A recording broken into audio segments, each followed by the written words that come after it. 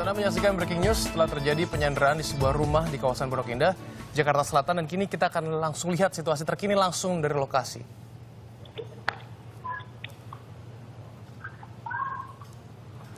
Dan kita sudah terhubung dengan rekan kami sana, ada Andre Suryawinata. Andre, bagaimana situasi terkini saat ini di kawasan Pondok Indah? Ya, Bimo, saat ini saya berada di tepatnya samping dari kediaman rumah yang di mana perampokan sedang melakukan sandera terhadap orang yang berada di rumahnya. Dan pada saat ini memang dari pihak polisian tengah berupaya melakukan negosiasi berupa himbauan agar si perampok ini keluar dari rumah dan menyerahkan diri. Dan memang di sini dari pihak polisian memang agak sedikit kesulitan karena memang adanya warga-warga yang berada di sekitar yang mengerumuni atau yang berada tepat di sekitar dari rumah. Dan untuk itu juga dari pihak kepolisian tidak hanya bergerak dari sisi depan rumah saja, tapi juga dari sisi belakang rumah juga telah disiapkan personel-personel kepolisian untuk berjaga-jaga pelaku memang melakukan keluar dari tempat lokasi dari belakang. Dan perlu diketahui juga memang kondisi seperti ini dari pemilik rumah yang bernama Bapak Asep Sulaiman yang berada di Jalan Gedung Hijau nomor 17 ini mengatakan bahwa memang dari supir yang biasa bertugas ada sedikit keanehan yang terjadi.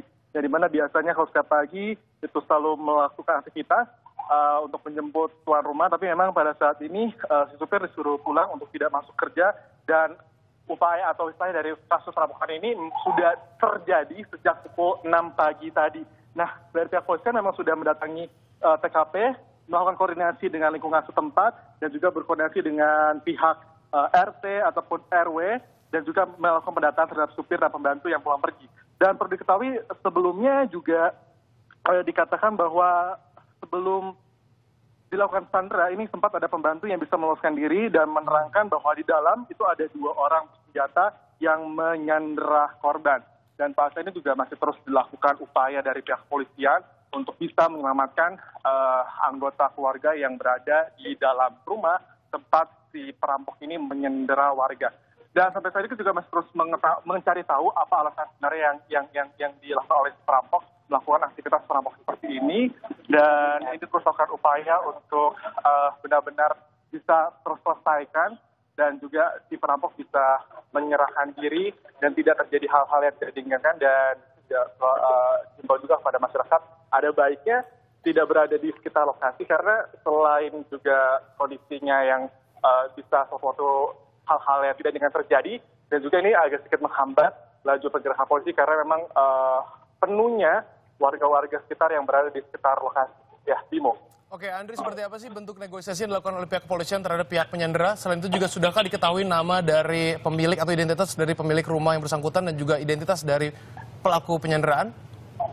Kalau untuk sampai saat ini identitas dari pelaku penyanderaan masih terus kita cari tahu di lapangan. Dan kalau untuk dari pemilik rumah ini bernama Bapak Asep Sulaiman, yang dimana juga di dalam rumahnya ini ada 2 orang diketahui bersenjata menyerang korban. Kalau upaya dari kepolisian pada saat ini sudah menurunkan berbagai macam personilnya, mulai dari personil yang bersenjata sampai juga dengan lakukan negosiasi berupa kalimat yang terlontar dari luar lebih kepada peringatan-peringatan agar si perampok ini benar-benar menyerahkan diri dan jangan sampai terjadi hal-hal yang tidak diinginkan. Dan itu juga personel di sini juga disertai dengan peralatan bersenjata ini untuk mengantisipasi karena memang perampok yang berada di dalam rumah milik Pak Asep ini adalah perampok yang bersenjata.